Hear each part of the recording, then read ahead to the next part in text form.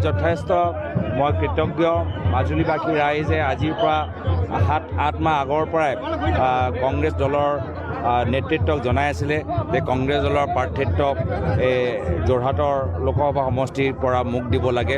মাজুলীবাসী ৰাইজ আৰু মোৰ লগত এটা বিশেষ সম্পৰ্ক আগৰ পৰাই সৃষ্টি হৈছে, যি সম্পৰ্ক যোৱা নিৰ্বাচনী প্ৰচাৰত আৰু আমাৰ শক্তিশালী হ'ল আৰু ঘৰুৱা হ'ল আৰু মৰম আৰু স্নেহ আমি নিজৰ এটা সম্পৰ্কৰ মাজত দেখা পাইছোঁ। চাওক, আমাৰ যোৱাকালি আমাৰ সংবাদমেল হ'ল আমাৰ এটা ইণ্ডিয়া এলায়েন্স, আৰু ইণ্ডিয়া এলায়েন্সত আমি সকলো দলৰ নেতৃত্বৰ পৰামৰ্শ লোৱাটো উচিত, সকলোৰ লগত কথাখিনি আলোচনা কৰাটো উচিত। অলপ দিন আগততো নীতিশ কুমাৰ ইণ্ডিয়া এলায়েন্সতে আছিলে। ইণ্ডিয়া এলায়েন্স গঠন কৰাৰ সময়তো নীতিশ কুমাৰ আমাৰ লগতহে আছিলে। তো সেইকাৰণে নীতিশ কুমাৰ ডাঙৰীয়াৰ লগতো আমাৰ এটা ভাল চিনাকি। আৰু যোৱা নিৰ্বাচনত 2019 চনৰ নিৰ্বাচনত চন্দ্ৰবাবু নাইডুও আমাৰ লগত আছিলে।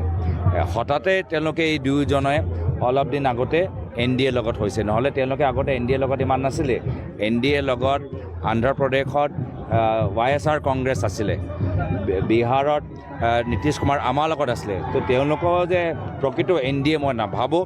তো সেইকাৰণে ৰাজনীতিত পৰিস্থিতি সলনি হ'ব পাৰে, কিন্তু বিজেপি অহংকাৰ আজি জনসাধাৰণে ভাঙিছে।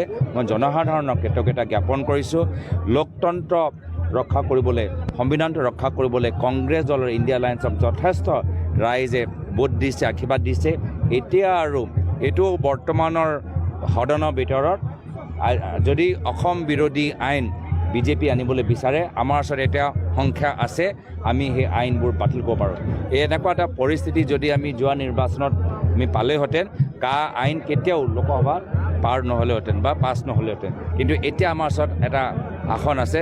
যদি আমি বিৰোধী হিচাপে আমাৰ ভূমিকা গ্ৰহণ কৰিবলৈ আমাক ইণ্ডিয়া এলায়েন্সৰ নেতৃত্ব দিয়ে, তথাপিও আমাৰ সংখ্যা আছে যে আমি অসম বিৰোধী, সংবিধান বিৰোধী আইন আমি লোকসভাত এতিয়া আমি পাছ হ'বলৈ নিদিওঁ। মই যথেষ্ট কৃতজ্ঞ মাজুলীবাসী ৰাইজে আজিৰ পৰা 7-8 মাহ আগৰ পৰাই কংগ্ৰেছ দলৰ নেতৃত্বক জনাই আছিলে যে কংগ্ৰেছ দলৰ প্ৰাৰ্থিত্বক যোৰহাটৰ লোকসভা সমষ্টিৰ পৰা মোক দিব লাগে। তো মাজুলীবাসী ৰাইজ আৰু মোৰ লগত এটা বিশেষ সম্পৰ্ক আগৰ পৰাই সৃষ্টি হৈছে, যি সম্পৰ্ক যোৱা নিৰ্বাচনী প্ৰচাৰত আৰু আমাৰ শক্তিশালী হ'ল আৰু ঘৰুৱা হ'ল আৰু মৰম আৰু স্নেহ আমি নিজৰ এটা সম্পৰ্কৰ মাজত দেখা পাইছোঁ। চাওক, আমাৰ যোৱাকালি আমাৰ সংবাদমেল হ'ল আমাৰ এটা ইণ্ডিয়া এলায়েন্স, আৰু ইণ্ডিয়া এলায়েন্সত আমি সকলো দলৰ নেতৃত্বৰ পৰামৰ্শ লোৱাটো উচিত, সকলোৰ লগত কথাখিনি আলোচনা কৰাটো উচিত। অলপ দিন আগততো নীতিশ কুমাৰ ইণ্ডিয়া এলায়েন্সতে আছিলে। ইণ্ডিয়া এলায়েন্স গঠন কৰাৰ সময়তো নীতিশ কুমাৰ আমাৰ লগতহে আছিলে। তো সেইকাৰণে নীতিশ কুমাৰ ডাঙৰীয়াৰ লগতো আমাৰ এটা ভাল চিনাকি। আৰু যোৱা নিৰ্বাচনত 2019 চনৰ নিৰ্বাচনত চন্দ্ৰবাবু নাইডুও আমাৰ লগত আছিলে। হঠাতে তেওঁলোকে এই দুয়োজনে অলপ দিন আগতে NDA লগত হৈছে, নহ'লে তেওঁলোকে আগতে NDA লগত ইমান নাছিলে। NDA লগত অন্ধ্ৰপ্ৰদেশত YSR কংগ্ৰেছ আছিলে, বিহাৰত নীতিশ কুমাৰ আমাৰ লগত আছিলে। তো তেওঁলোকৰ যে প্ৰকৃত NDA মই নাভাবোঁ। তো সেইকাৰণে ৰাজনীতিত পৰিস্থিতি সলনি হ'ব পাৰে, কিন্তু বিজেপি অহংকাৰ আজি জনসাধাৰণে ভাঙিছে। মই জনসাধাৰণক কৃতজ্ঞতা জ্ঞাপন কৰিছোঁ। লোকতন্ত্ৰ ৰক্ষা কৰিবলৈ, সংবিধানটো ৰক্ষা কৰিবলৈ কংগ্ৰেছ দলৰ ইণ্ডিয়া এলায়েন্সক যথেষ্ট ৰাইজে ভোট দিছে, আশীৰ্বাদ দিছে। এতিয়া আৰু এইটো বৰ্তমানৰ সদনৰ ভিতৰত যদি অসম বিৰোধী আইন বিজেপি আনিবলৈ বিচাৰে, আমাৰ ওচৰত এতিয়া সংখ্যা আছে, আমি সেই আইনবোৰ বাতিল কৰিব পাৰোঁ।